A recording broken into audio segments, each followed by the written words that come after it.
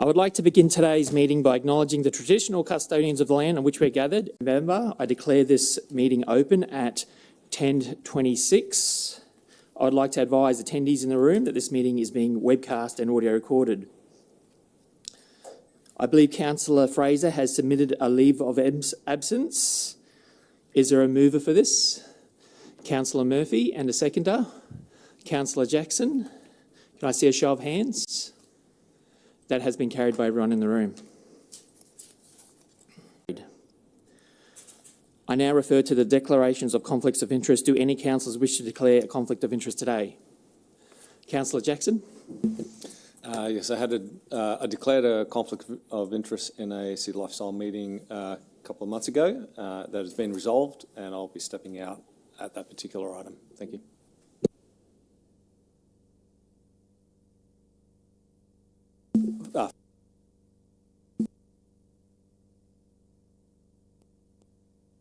I just asked if he could say which item.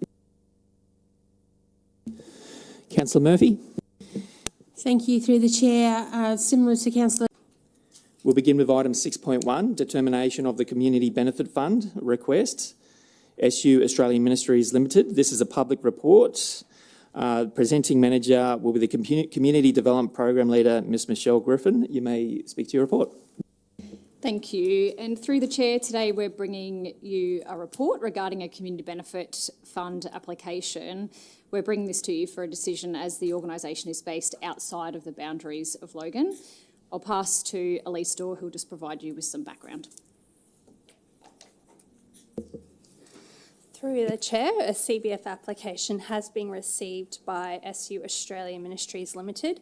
So as detailed in the report, the organisation's requested $4,000 in CBF funding towards their Tribal Games Functional Fitness fundraising event in Parkridge in Logan. This has been a multi-councillor request. So you'll see in the report that 2 councillors have indicated they'd like to provide a total allocation of $2,000, being Councillor Jackson of $1,000 and Councillor Herrenmeyer would like to provide $1,000. The applicant is based outside of Logan in Fortitude Valley, and so we have brought this CBF application to council.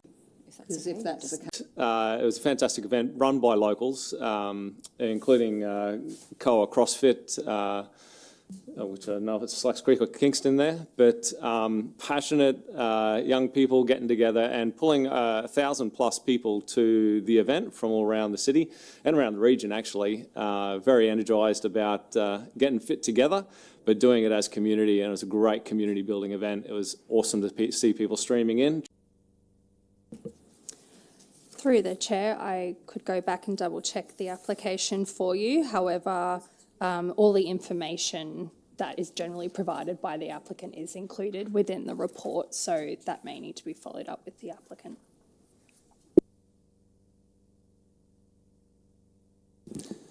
Councillor Bradley? Sorry, my apologies. My comments before were about 6.2. They are within the city now at Underwood Park. Councillor Stamp, you have a question? Yes, through the Chair. So, Councillor Jackson, was you referring to this event, so this event's already happened? Is that what you're referring to? Okay, so you're giving an insight into the actual event itself. Okay, thank you. Can I just clarify then? So, because my 2 questions were how many people from Logan will actually be attending? So there were a lot of people from Logan.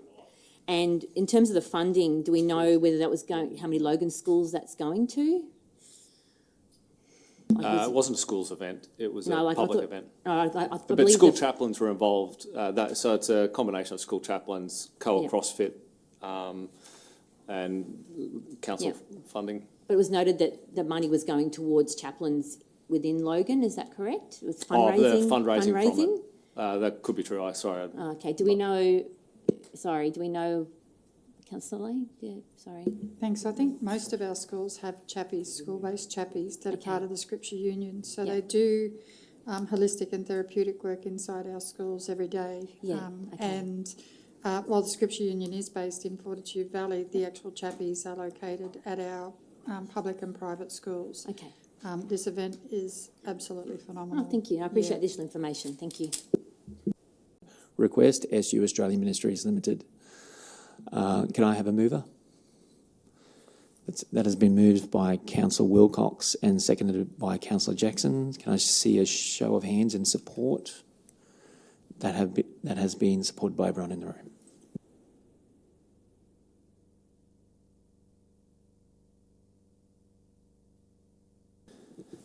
Okay, our next agenda item is 6.2, determination of Community Benefit Fund Star Community Services Ltd, where this will be presented by the Community Development Program Leader, Ms Michelle Griffin. You may speak to your report. Thank you. Through the Chair, so we're bringing this Community Benefit Fund application to you today as the organisation is based outside of the boundaries of Logan, and we also have an assigned Santa program, which encourages the Logan community to donate gifts for vulnerable and isolated seniors within Logan. This has been a multi-councillor request, and you'll see in the report that 3 councillors have indicated they would like to provide an allocation, being Councillor Hall for $242, Councillor Fraser $200, and Councillor Stemp for $250. So this totals $692, leaving a shortfall of $1,728. As the applicant is based outside of Logan in Cleveland, as declared in their application, and also Councillor Jackson has declared a conflict of interest, we've brought this CBF application to Council today for a determination, and you'll see in the recommendation that the recommendation is to fund the remaining shortfall. And so now we'll hand over to you for a determination. Councillor Murphy, you have a question? Thank you, through the Chair, and thank you. Through the Chair, it would be the divisional councillors, so the recommendation is that the remaining money comes from Councillor Jackson's divisional funds is the recommendation. It's as the remaining councillor and the money that's left. Thank you. There's a method in my mandate which you understand. So I just wanted to clarify that for the room. Thank you. Okay, councillors, there being no further questions, we have a motion up on the board that council support the allocation of $2,420 through the Community Benefit Fund to Star Community Services Ltd, as detailed in the report titled Determination of Community Benefit Fund Request, Star Community Services. I'm happy to move. Do we have a seconder? Mayor Raven has seconded. Can I see a show of hand of support of everyone in the room? That has... okay, I'll just go around to see how we all voted. Councillor Bradley, are you going to sit in on the vote? 6.2. Okay, we'll start with Councillor Bradley. How did you vote?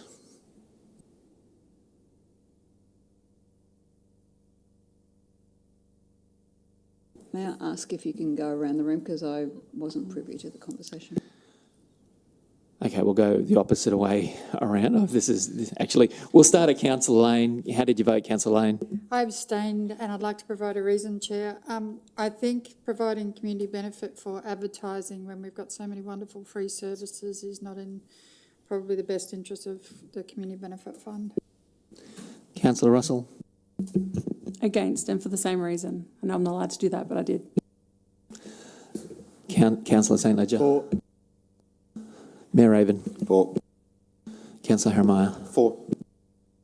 Councillor Bennon? Councillor Stemp? I'd like to abstain from this one, please. Councillor Wilcox? For. Councillor Murphy? For.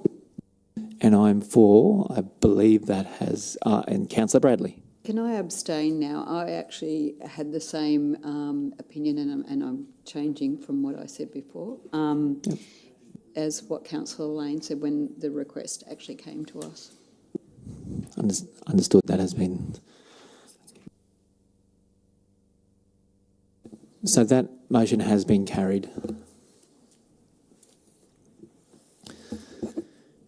Moving on to item 6.3, determination of Community Benefit Fund request, Bentley Yatala Chamber of Commerce.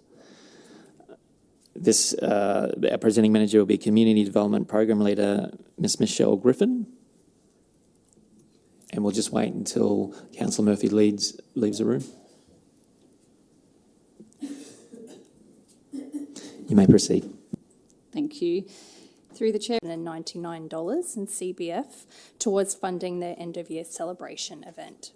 This has been a multi-councillor request, so you'll see in the report that Mayor Raven and 2 councillors have indicated they would like to allocate.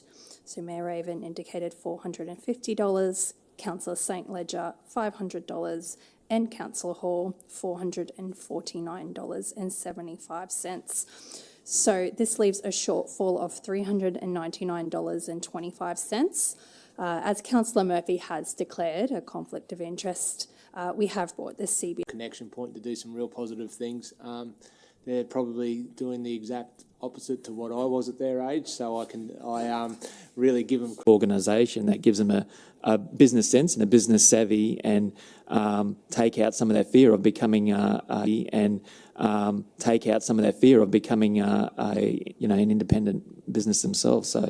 Or a small business themselves. So I think it's a great thing that they're doing at the Junior Chambers of Commerce. I'm happy to move the motion. Are you happy to second, St Ledger?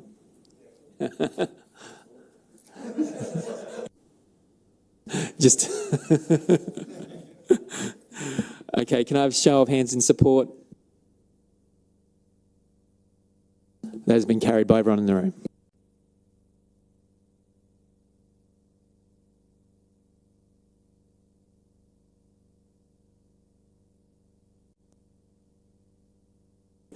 Okay, I've just been advised by the meeting team that we have two.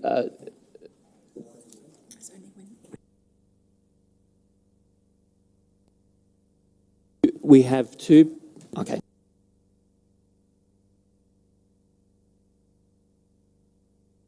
Sorry, guys, my gaff. Okay, so moving right along with to 6.4, Parks Planning and Design, Capital Delivery 2025 to 2026, quarter first report for July to 30th of September. This is a public report, and our presenting manager will be the Acting Parks Manager, Miss Anita Moore.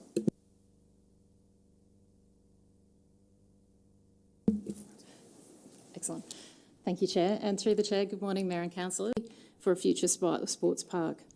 These strategic land acquisitions are critical to meet the demands of our growing community. And if we have the slide. Oh, thank you very much. And we've just got a short video of some of the completed projects.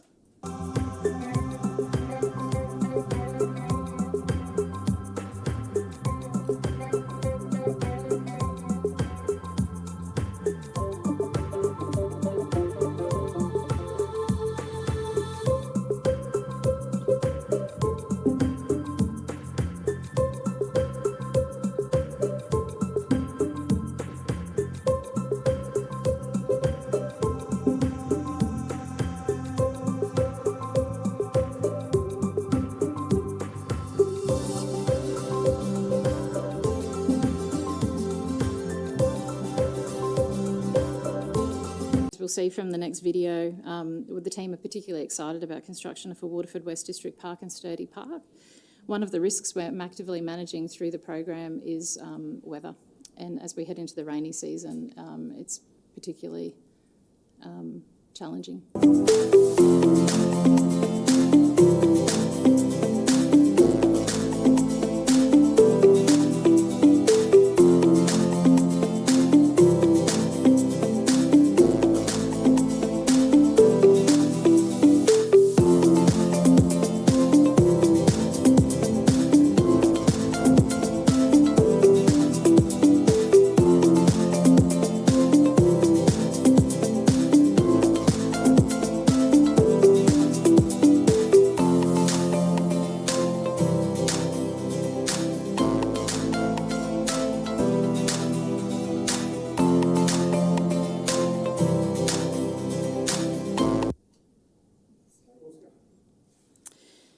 Thank you, councillors. And lastly, I'd just like to acknowledge the efforts of the team and the Parks Planning, Design and Delivery teams, as well as the support from our community and stakeholders, and in particular your collaboration, councillors, is vital to the success of these projects, and we welcome input about your community's priorities to ensure future projects are appropriately shaped and resources are allocated effectively. Thanks, and we look forward to continuing the momentum into the next quarter. Great. Great. Councillors, do we have any questions? Councillor Stamp. Thank you, Mr Chair. Through you. A couple of things. I'd love to get some more information on the modular skate parks. I didn't really know too much about that, to be honest, and it'd be nice to see whether we could add that to permanent skate parks or how that all works. So it'd be good to get some info on that. Just wondering, is there any reason that maybe that Tudor Park and Miranda aren't noted in the planning and design side of things? Does that require, what needs to be required to get on that list? Does it have to be a LIP form? Is it? I think you'll see that in the following reports, councillor. So this is works that over 250,000 that were commenced in that quarter. So you'll see those projects popping up more and more in future reports as we get really into the design. So I'll be in future reports. in future Okay, I just because I reports, noticed it was just mentioned for the full next financial year, so I was just a bit concerned that they Yeah. weren't on that as such. Because They, both, that's a great question, councillor. Could you maybe just have a look at that for me? Because I did notice that they weren't on there, and they are over that dollar value, and I would have thought they would be in. That's my understanding. They're in Absolutely. design and planning. So. And they are definitely in our program of Yes. works. So Yeah. I'll Yeah, look if you into could it just for make a note, Thank if you could. And just one other thing for future too, with Parkview Park, I noticed it's detailed as being a pump track, not a skills track. And for all the bicycle people in my area, they are two very different pieces of infrastructure. And I just want to make sure that there's no confusion, because I don't doubt someone will come to me at some point and say, I thought we were putting a skills track in, not a pump track. So Noted, myself, councillor. for the average punter, but then there's definitely distinctions for the benefit of anyone who cycles. So I just wanted to make a note of that for the future, if that can be amended too, please. Thank you. Councillor Bradley.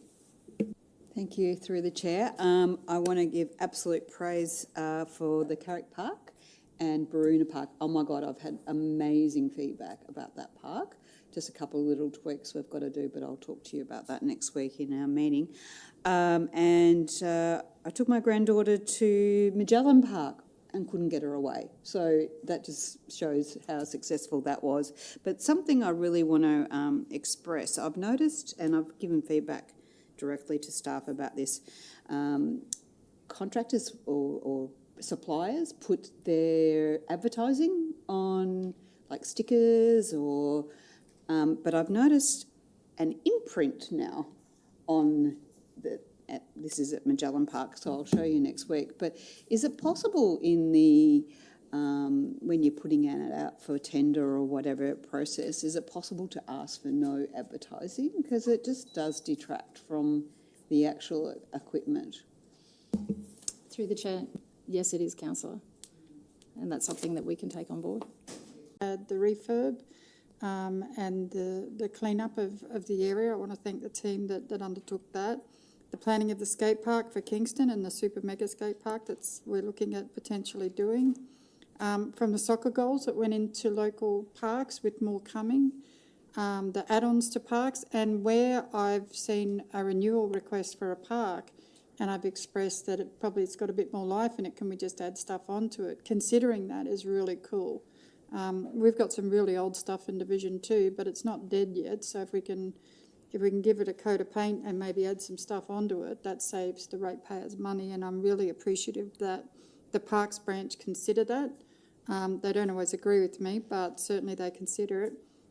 Refurbing and adding embellishments to it is important, but also the opportunity to go on road trips to check out things that you've heard about in other cities and passing that information along is really important to us making really good decisions for the community. So I just want to say thank you to you and your team. I think you do a magic job in some pretty challenging circumstances, but it's always with a smile, and sometimes I really, I suppose, give you a lot of things to try and achieve in a short amount of time, so thank you very much. Through the chair, thank you, councillor. We enjoy a challenge. Okay, councillors, there being no further questions, we do have two presentations we need to table. We'll begin with 6.4. So, can I have a mover? We have a mover with Councillor Bradley to table that presentation. And we have a seconder of Councillor Jackson. Can I see a show of hands? That has been carried by everyone in the room. Okay, so we'll have a motion up on the board. Support. That has been carried by everyone in the room. Okay, does anyone have any general business for the acting parks manager? There being none, Anita Moore, do you have any general business for us? I do not. Thank you, you may go.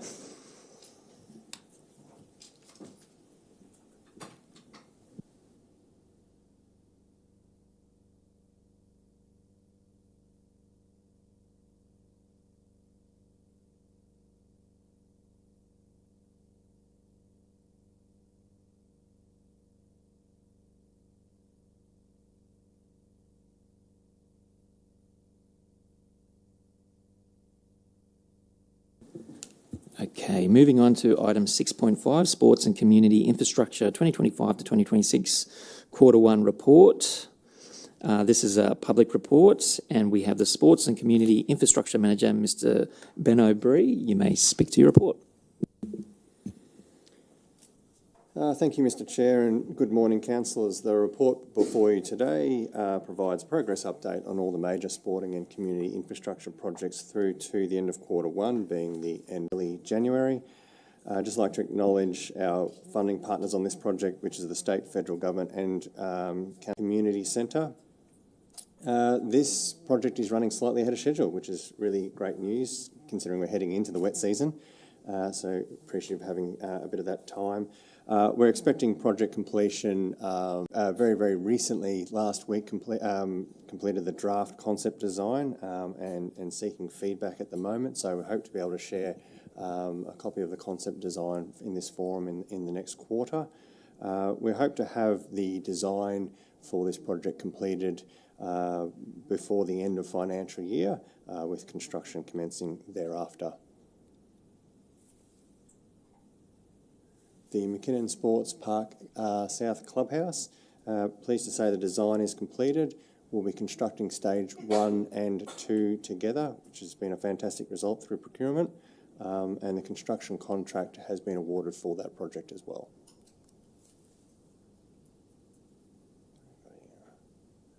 Compton Park Clubhouse. Just again, like to acknowledge our funding partners, the Department of Local Government and Water through the South East Queensland Community Stimulus Package, and the Department of Sport, Racing, Olympics and Paralympics, and acknowledge in part our insurance for the funding of this project.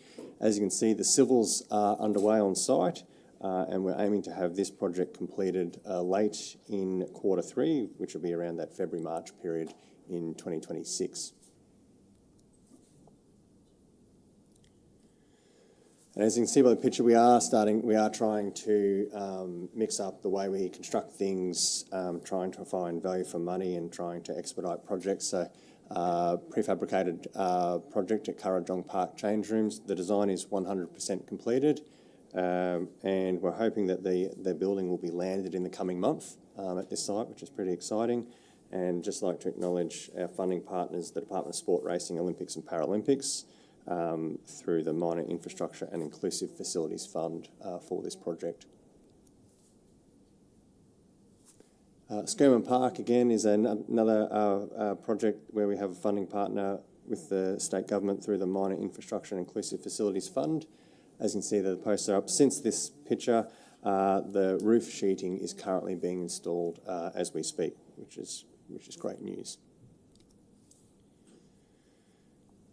The sports field lighting projects, all 8 of these projects, we have a funding partner with, again, through the Minor Infrastructure and Inclusive Facilities Fund. Since the end of September, Douth Park and the Chambers Flat Logan Reserve site are now completed. The Greenbank Recreation Reserve site or project will be completed by the end of this year, and the Big River Country Park will be completed by the end of the year as well.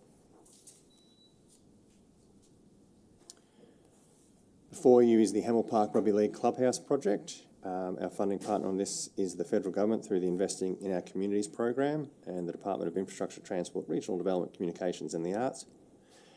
Before you is a preliminary site layout plan that we've shared with the club. We're currently out for a request for quote and it'll be a design and construct contract, so hoping to award the contract very, very quickly. We're expecting completion of this project by early 2027. And pleased to say, been some time coming, we're getting closer to hoping to have this EPBC referral submitted by the end of this year. Before you is the revised master plan, which includes a banked track 200 metres, 800 metre criterion track, public parking and a wheeled sports clubhouse. Since the end of September, we've also only just recently had met with the wheeled sports group to get feedback on this master plan. So our next step is to see if we can incorporate minor infrastructure inclusive facilities fund. For this project, the RFQ is under assessment.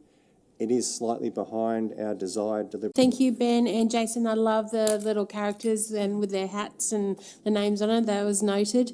You've got a lot going on in our division. Congratulations on the pool. It seems to be coming along really quickly. I saw that the painters were in there yesterday. Just a question with regards to Hamill Park.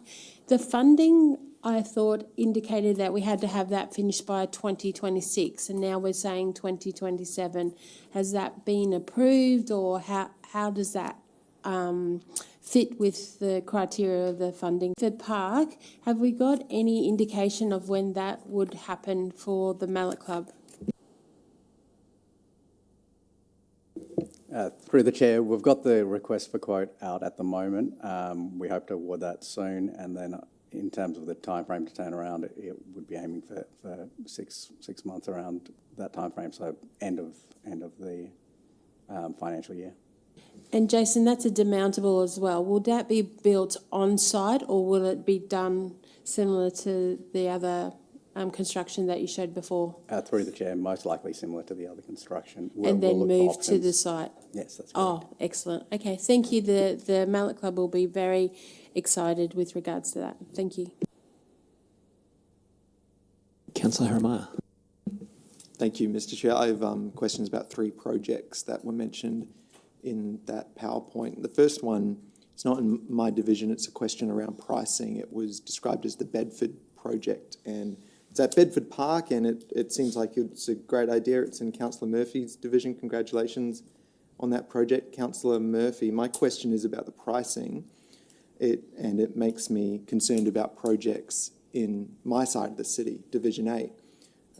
It says that budget is $1 million, and just on that image that we saw, it appeared to be a demountable on stumps with a small deck and a ramp access. Is there any other major parts of this project that would explain years to see whether or not the scope that is in the design documents is realistic for the budget? I do have questions about the Division 8 project. The first one is the Parkridge Community Events Centre.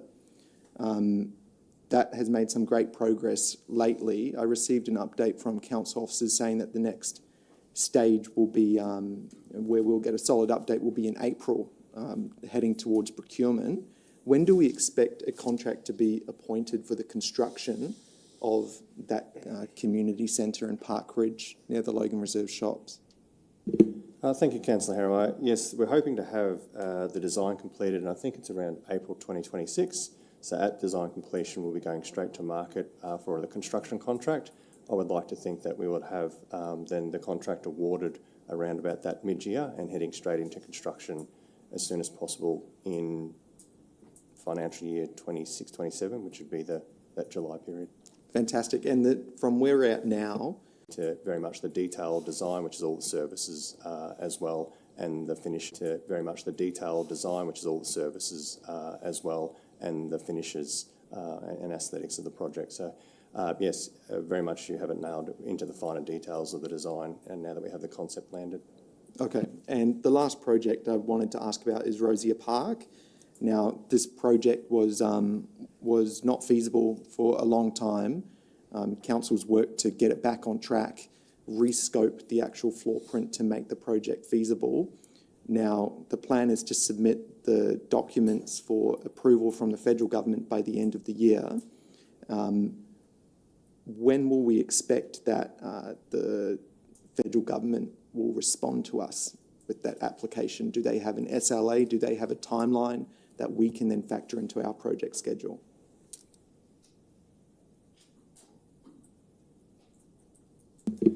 Great question. Typically, within projects, we allow 12 to 18 months for the EPBC referral process. Now, typically, there's a range. It can happen a bit quicker than that, just depending on some of the constraints, the size and complexities of the project. We would be hoping that we would have a response around about that 12-month mark, but we're hoping for sooner as well, as we've been working very, very closely with them on this revised design to make sure it's as fit for purpose for that referral as possible. Okay, thank you for that. Councillor St Ledger. Thank you. I just want to say a big thanks to the team, particularly with the clubhouse that's about to start soon out at Yarrabilba at the touch fields there. There was plenty back and forth in the background to ensure we could get stages 1 and 2, and at the end of the day, the team was able to make it work. I think that's going to really open up that venue to attract people from outside the city to come and use it. It's a great footprint to play touch football, and to have a clubhouse there with change rooms and everything will be fantastic. So thanks for getting that across the line. Councillor Jackson. Thank you. Having similar concerns about costs of things. I remember when I was first a councillor, choking on nearly every quote that was given to me. And it's a good reminder today that I've become conditioned to prices that I would otherwise think were ridiculous. When we're comparing $1 million house in a market to an unembellished demountable,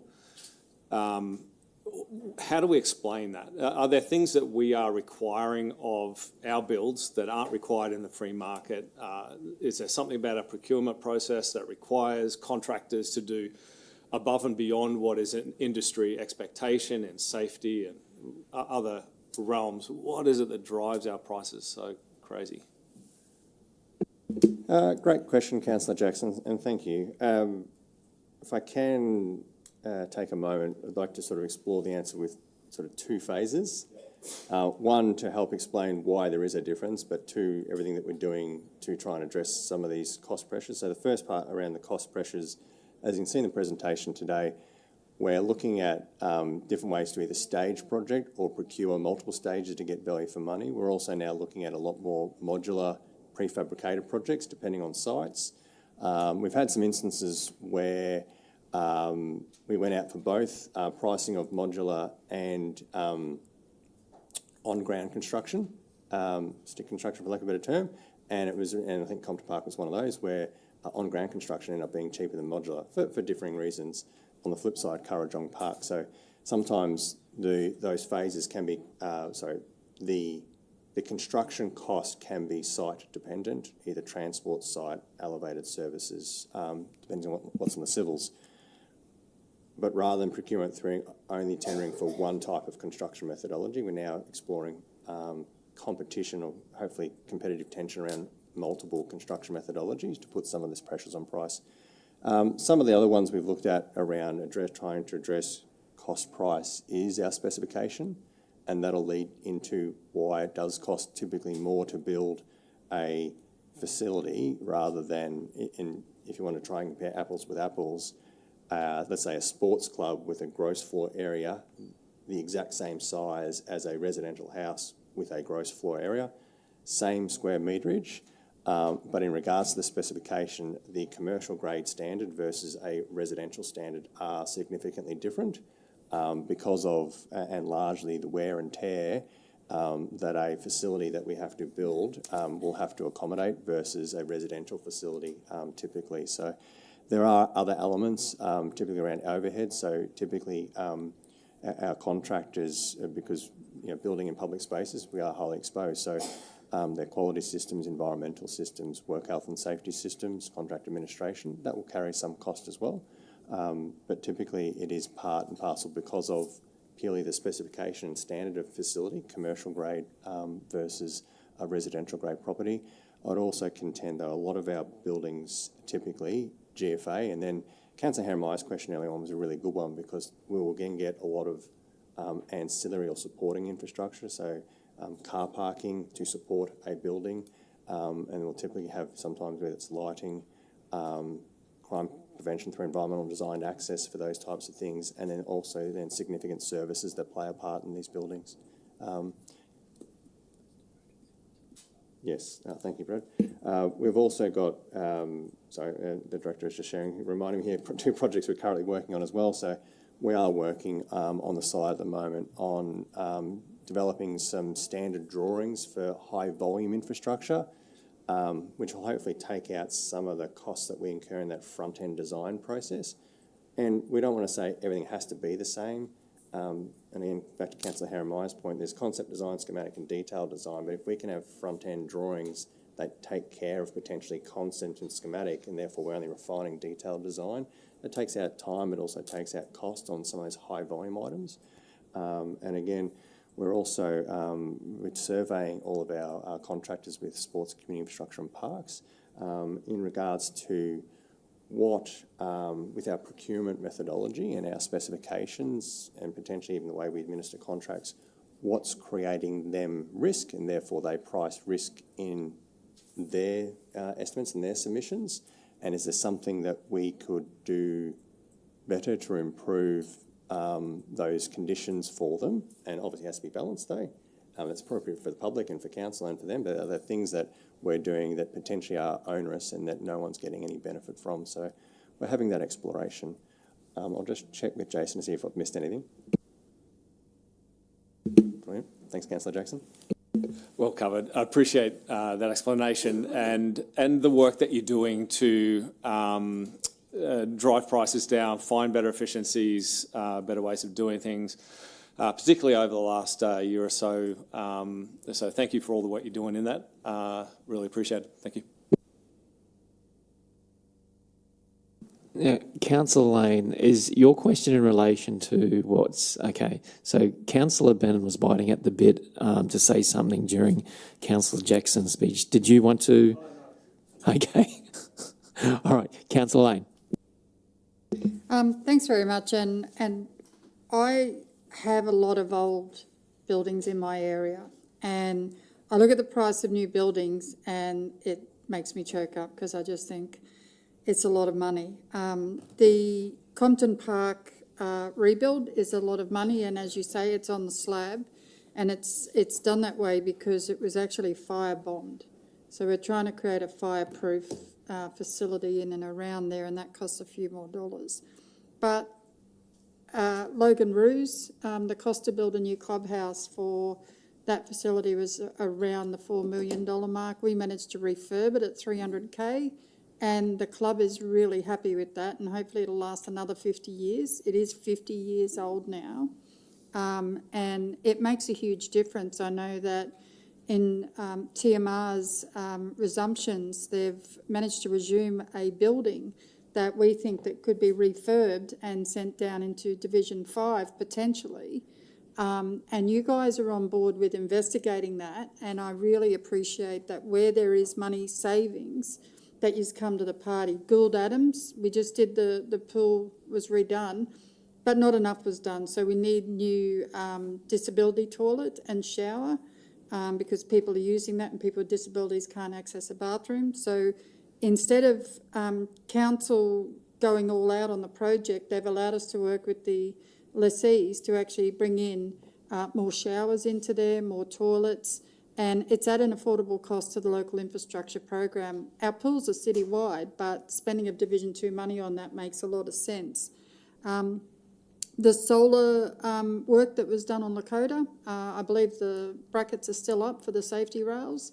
That's going to make a huge difference to our community in terms of power usage and the amount that they have to charge local residents to continue using that facility, because power was a big thing. Almost all of Division 2 facilities are now solar powered, not quite all, but most. And the other one is the adjustments to our public toilets. Rather than building ones worth $350,000 to $500,000, I think the flexibility of the sports and community infrastructure has made it so that we can get bang for buck on those on local projects. I'm not about buying all brand new while the rest of the city still has need, but I actually thank your team for considering the best cost-saving measures for me to improve my community while staying within budget and without drawing too much against the budget. Because when I do want to tap the budget, it's for something special. So, yeah, thank you. Councillor Murphy. Thank you, through the chair. I was just going to add to the Bedford Park. It has been funded through state government and LIP funding.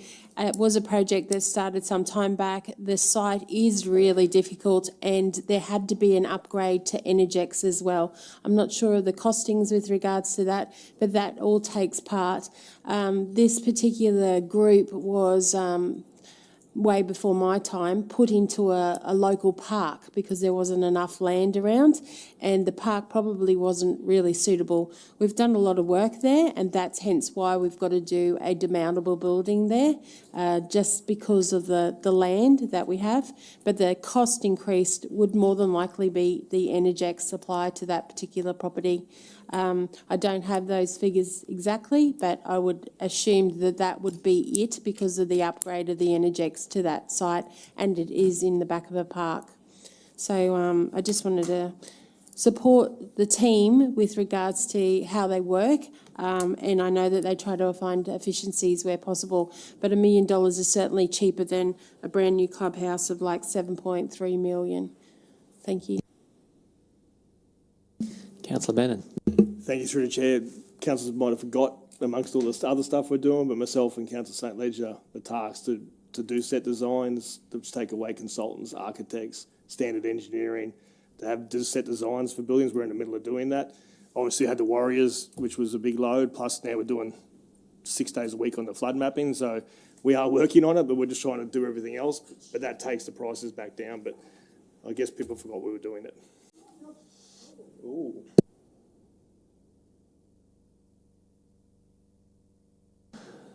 Maybe. Perhaps you should draw some inspiration from the Waterford Demons clubhouse. I've heard that's one of the best clubhouses in the city. Not Excuse just me, being Councillor. unbiased on that. Councillor Hall, we won the competition. That ended. Councillor Bradley. Thank you. My hand went up when Councillor Bannon spoke about that because I was not aware of that at all. Yeah. Are you on the books for that? Are you being paid to do so? Yeah, I'm a councillor, as the deputy mayor, yes, I'm getting paid, I suppose. We are all on the books, I hope. Now, are there any more questions? Okay, so we've got a presentation. We need to move the presentation first. So Councillor Bradley will move the presentation. Do I have a seconder for the presentation? Councillor Wilcox, show of hands. That has been carried. Okay, so we have a motion now up on the board. Councillor Lane, you'd like to move, seconded by Councillor Jackson. Show of hands in support. That has been carried by everyone in the room.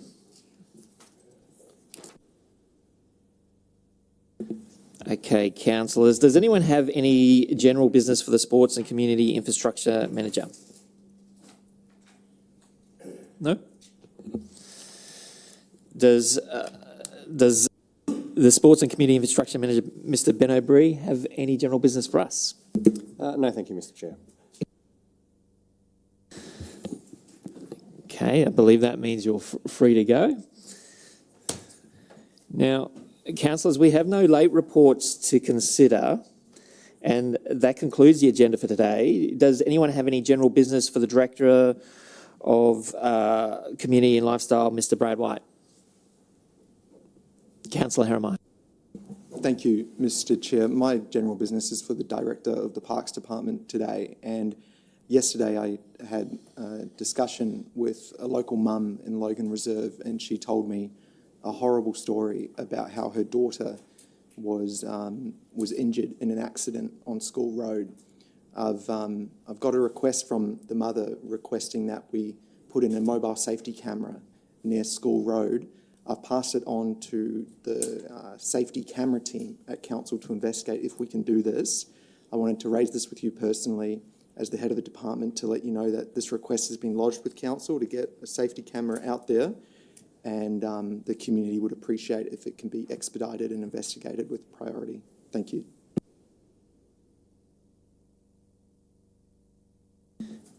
Councillors, does anyone else have any questions for the Director of Community and Lifestyle, Mr. Brad White? There being none, Mr. Brad White, do you have any general business for us? There being none, I declare the City Lifestyle meeting of the 5th of November concluded at 11:21. Thank you.